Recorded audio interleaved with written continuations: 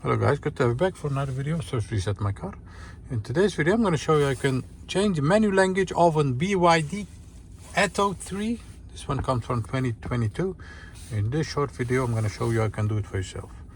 Okay, let's start right away. First of all, go to the screen, press the home button,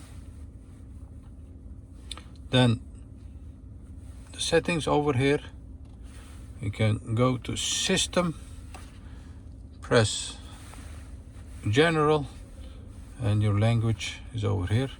Scroll down to your desired one, Dutch for example, Dutch, and now you'll see that it's turned to Dutch. Go back to English, press, don't forget to press OK, and now you'll see that our screen is now in English or in Dutch. That was it for this video.